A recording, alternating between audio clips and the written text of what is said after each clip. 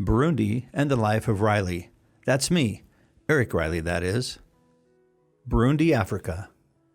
There are a lot of little countries in the world that I don't know exist nor really care to know, so I understand that when people ask me where I was born, they usually need more details explaining the geography of Central Africa. Burundi is connected to the southern border of Rwanda and is nestled between Tanzania and Congo with the shore of Lake Tanganyika covering much of its western border. I was born in a house on a mission station called Kibimba, located near Burundi's geographical center. Why was I in Burundi? My parents were Quaker missionaries there. Dad was an electrical mechanical guru. Although he worked tirelessly on the team that created and maintained a radio station, I remember him mostly for inventing things like a tic-tac-toe mechanical computer game from a manual typewriter using punch card technology. Mom raised us kids and did accounting for the radio station. The Kibimba mission station is historically relevant as a beacon of learning and health in a part of Burundi that was desperate for it. And Kibimba still represents a deep wound of racism and prejudice for the country. In both Burundi and Rwanda, the predominant inhabitants are the Tutsi and Hutu tribes. There is a long history between them of racial tension and struggle for power and land.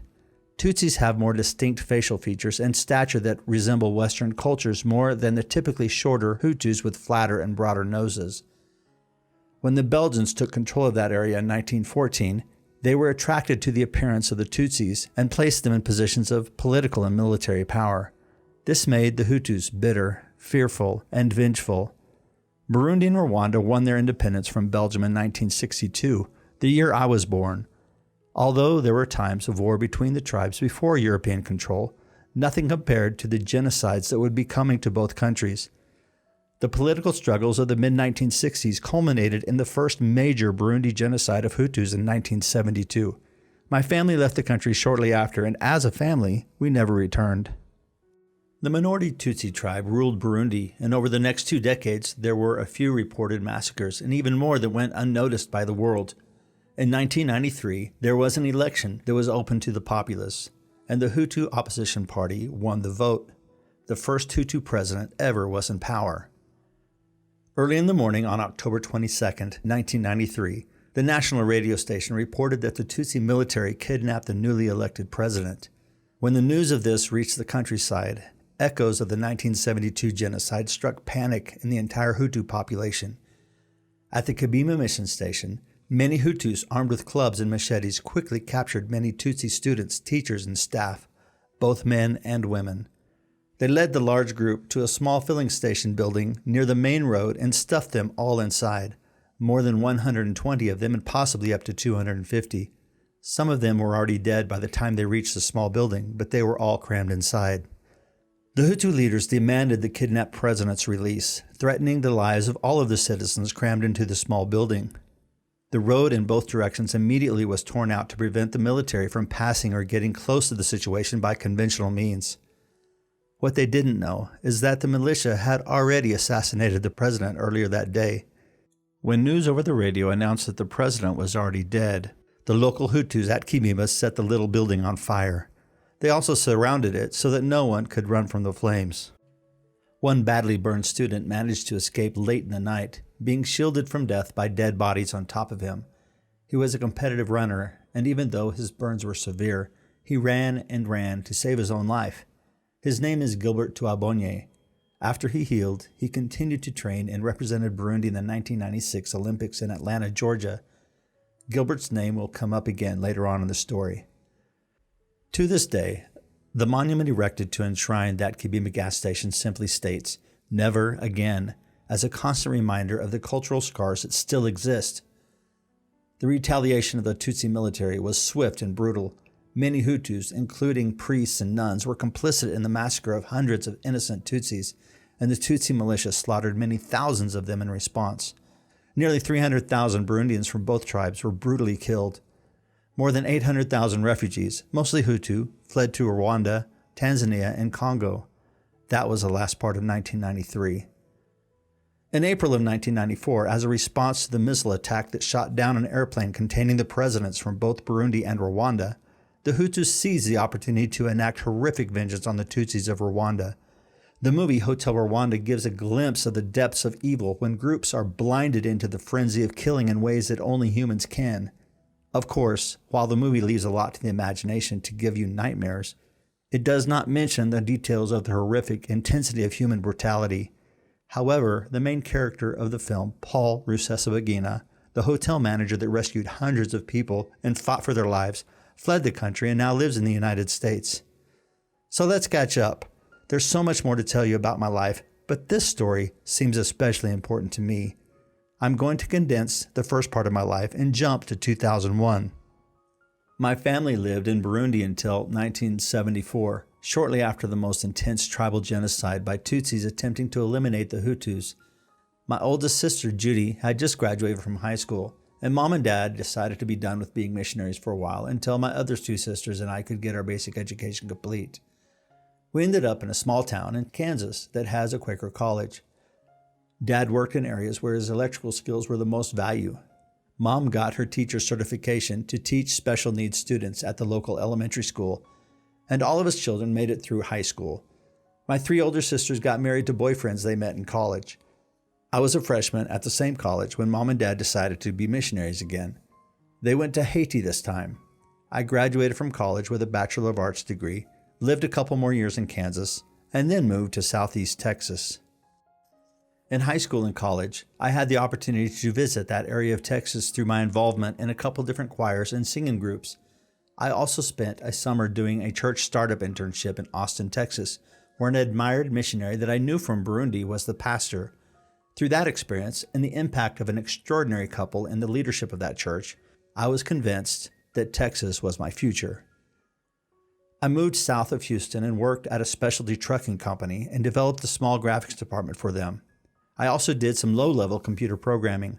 After 2 years and a lot of support from my generous friends, I opened a t-shirt printing shop that let me explore graphic design on more creative levels.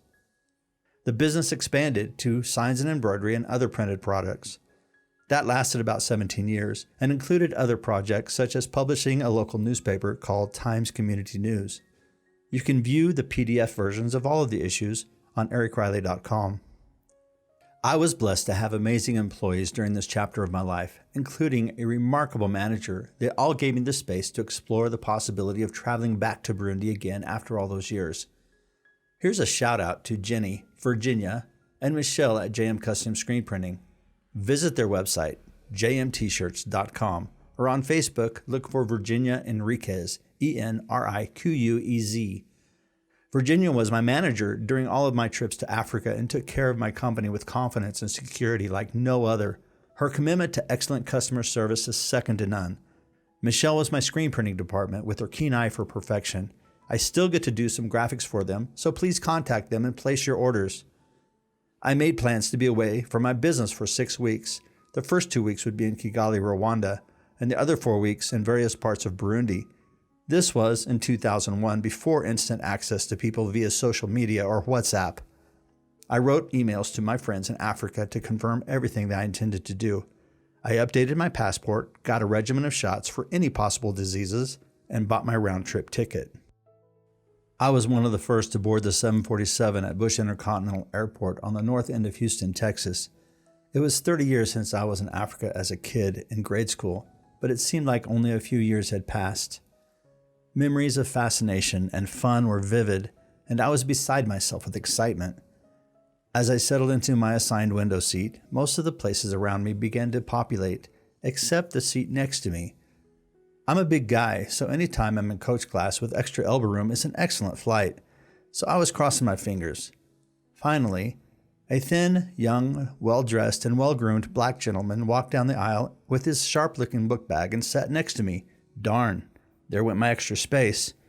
After he settled in, I introduced myself. "My name is Patrick," he replied. His accent gave it away. He was from somewhere in Africa.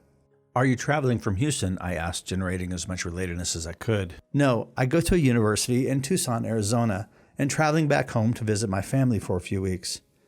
I was eager to share my adventure, but I held back and listened a bit more. "Oh, really? That's great. And what are you doing in Tucson then?"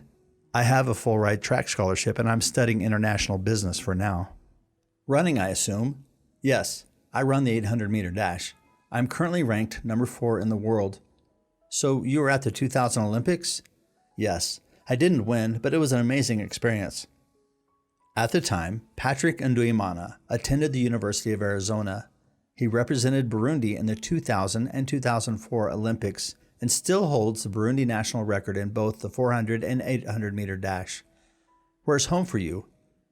Remember, I was in Houston, Texas on a big jet with 400 plus assigned seats as a first leg of a journey that required 5 different flights over 24 hours. I'm from a little country in the middle of Africa called Burundi. That's where my family is. Really, Patrick? That's where you're going now? I'm going there too. I was born there.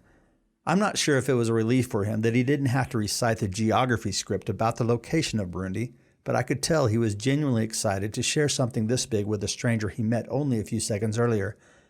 Where exactly were you born? Patrick asked. Kibimba. Do you know where that is? Of course I do, he exclaimed. Everybody in Burundi knows where Kibimba is. It's beautiful there and holds so much history for us. Patrick filled me in on the political mood since the genocide and some of the efforts for lasting peace between the tribes. There was such a strong and global public reaction to the pressing need in Rwanda and Burundi that it seemed that the whole world was participating in the peace process. The first 747 flight ended in Newark, New Jersey, where we were cleared for international travel and then on to Amsterdam. Patrick and I arranged our seating on the TWA flight to continue our conversation across the Atlantic to Amsterdam, as well as the next jump to Nairobi, Kenya.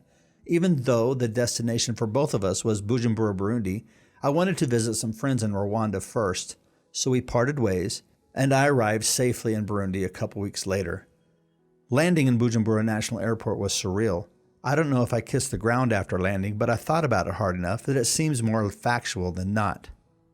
Because my parents were missionaries, the community of benevolence and faith was a community to which I was exposed and participated. Meeting Patrick opened access to another group of people in Burundi, the Olympic community, which, in turn, introduced me to a few different government ministries. My adventure expanded and occurred as magical and miraculous every day.